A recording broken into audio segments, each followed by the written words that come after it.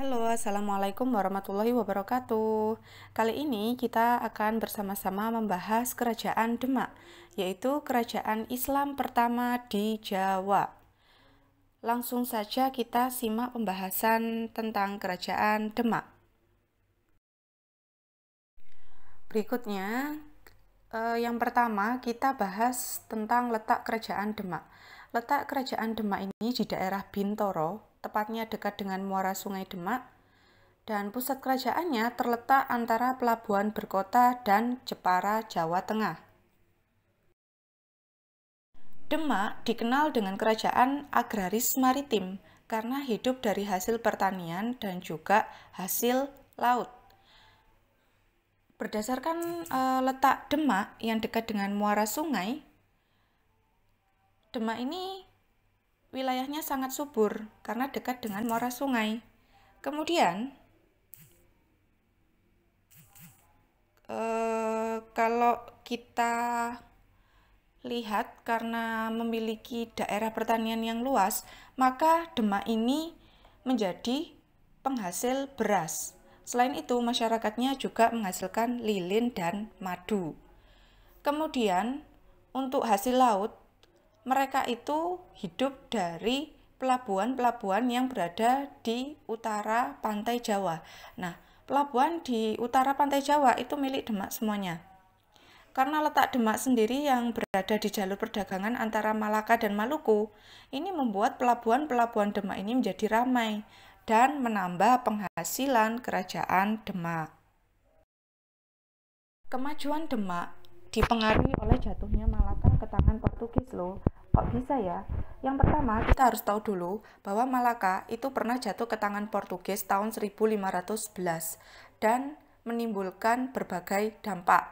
Ada 3. Yang pertama, berpindahnya jalur perdagangan dari yang tadinya melewati sebelah timur Sumatera menjadi sebelah barat. Kemudian yang kedua, timbulnya perlawanan dari para sultan, seperti Sultan Iskandar Muda yang berasal dari Aceh dan Adipati Unus yang berasal dari Demak sendiri.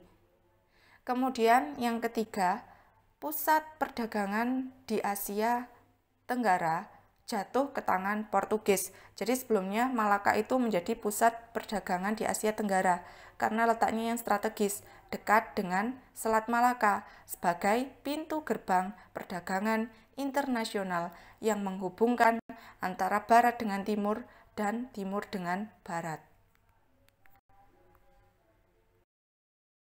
Coba kalian amati peta berikut ini. Nah, itu garis merah menandakan jalur perdagangan di Nusantara sebelum Malaka jatuh ke tangan Portugis. Sedangkan yang garis biru itu adalah jalur perdagangan di Nusantara setelah Malaka jatuh ke tangan Portugis tahun 1511. Kalau kita lihat sebelum Malaka jatuh ke tangan Portugis, pedagang-pedagang di Nusantara yang berasal dari Aceh atau di Samudra Pasai ya kalau di dalam peta, itu mereka melewati Selat Malaka yang berada di antara Malaka dan Sumatera. Kemudian mereka transit ke Malaka. Berikutnya mereka transit ke Banten atau di situ ada pelabuhan Sunda Kelapa. Kemudian mereka singgah ke pelabuhan-pelabuhan Demak yang ada di pantai utara Jawa. Kemudian mereka ke Banjar, ada yang ke Banjar, ada yang ke Makassar, ada juga yang langsung ke Maluku atau ke Ternate Tidore. Nah, begitu Malaka jatuh ke tangan Portugis, nah berubah. Jalur perdagangan di Nusantara itu berubah dari garis merah itu ke biru. Coba kalian lihat, ada perbedaan di sini. Dari yang sebelumnya, mereka para pedagang berlayar di sebelah timur Sumatera menjadi di sebelah barat. Coba kalian lihat garis biru yang di sebelah barat Sumatera. Kemudian mereka langsung ke Sunda Kelapa, ada juga yang ke Demak. Nah, ini menyebabkan pelabuhan yang ada di pantai utara Jawa itu jadi lebih ramai. Karena mereka tidak mau transit langsung ke Malaka untuk yang berasal dari timur, dari Maluku atau Ternate Tidore. Nah, ini menjadi salah satu penyebab kemajuan Demak. Selain itu, Demak juga disebut kerajaan yang menjadi pusat penyebaran Islam di Nusantara. Nah, jadi Sunan Giri yang berasal dari Maluku dan belajar agama di Demak, beliau kembali ke Maluku dan menyebarkan Islam ke Maluku. Kemudian Tunggang Parangan yang berasal dari Demak ini juga menyebarkan Islam ke Kalimantan Timur. Nah, ini di sebelah kanan ada gambar Masjid Demak, yang mana masjid ini tinggalan dari Kerajaan Demak dan masih ada sampai sekarang. Selanjutnya kita bahas mengenai politik Kerajaan Demak, berarti kita membahas sultannya. Sultan pertama adalah Raden Fatah. Nah, Raden Fatah ini adalah pendiri Kerajaan Demak. Kemudian Raden Fatah wafat digantikan putranya Pati Unus.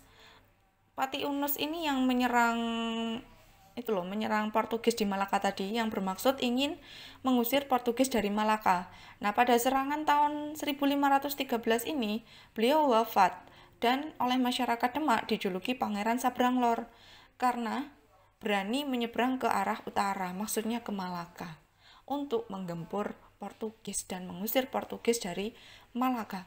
Mengapa sih kok Pati Unus ini mengusir Portugis dari Malaka? Padahal Portugis itu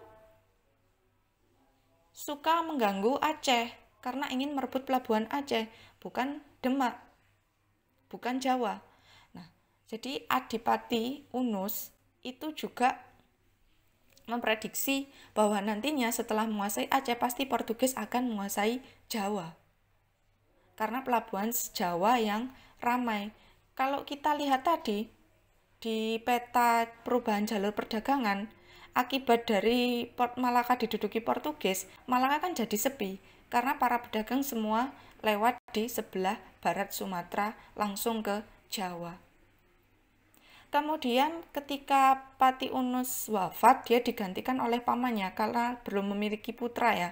Jadi digantikan oleh pamannya, adik dari Raden Fatah, yaitu Sultan Trenggono. Pada masanya lah Demak mencapai puncak kejayaan.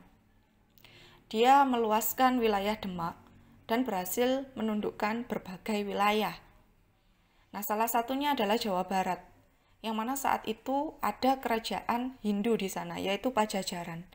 Nah, Sultan Trenggono ini memerintahkan menantu sekaligus Panglima Perang Demak yang bernama Fadilakan atau Fatahila untuk menyerang Pajajaran dan merebut Sunda Kelapa.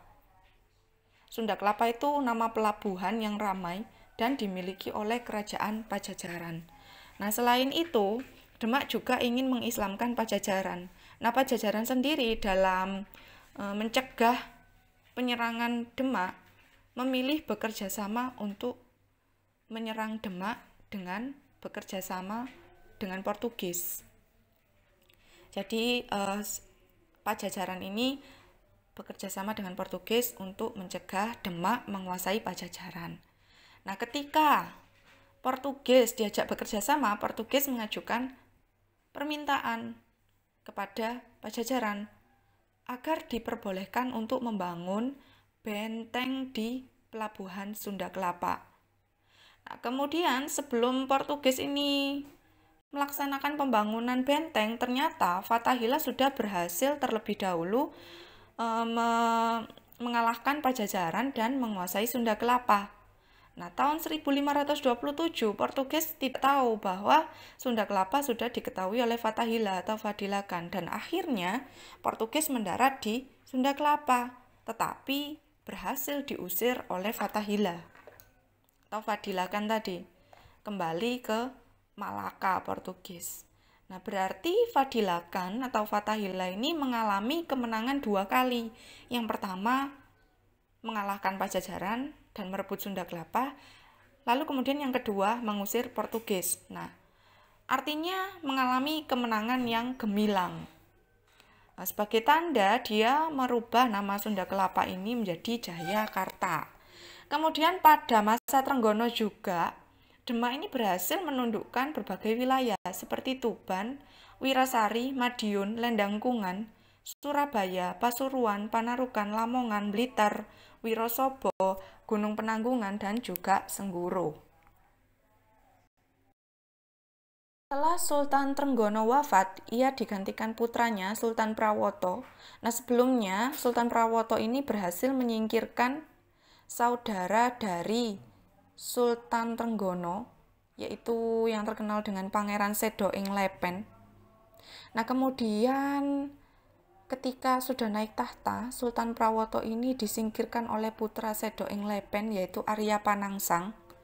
Kemudian Arya Panangsang ini terkenal dengan sultan yang sangat kejam, sehingga banyak adipati yang tidak suka dengan Arya Panangsang. Salah satunya Jaka Tingkir, yaitu iparnya Prawoto. Ia meminta bantuan Ki Ageng Pamanahan. Ki Ageng Pamanahan ini juga petinggi di kerajaan Demak ya. Dia membantu Jaka Tingkir menyingkirkan Arya Panangsang dan berhasil naik tahta dengan gelar Sultan Hadiwijaya. Kemudian Sultan Hadiwijaya ini memindahkan pusat ibu kota Demak ke Pajang demi keamanan kerajaan supaya terhindar dari perebutan tahta. Dari sini dapat kita lihat bahwa kemunduran Demak itu disebabkan oleh perebutan tahta atau perang saudara di dalam kerajaan itu sendiri. Kemudian dengan dipindahkannya pusat kerajaan oleh Hadiwijaya dari Demak ke Pajang, maka muncullah kerajaan Pajang dan Demak ini bukan lagi menjadi kerajaan.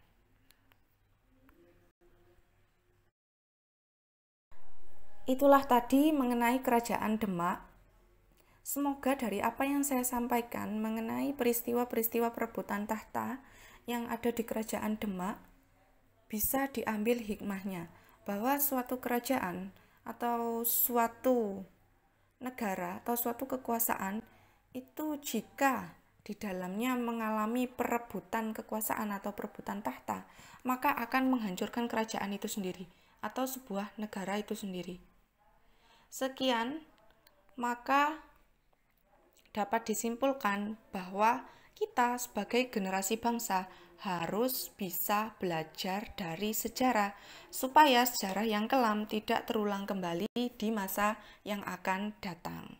Wassalamualaikum warahmatullahi wabarakatuh. Salam jas merah.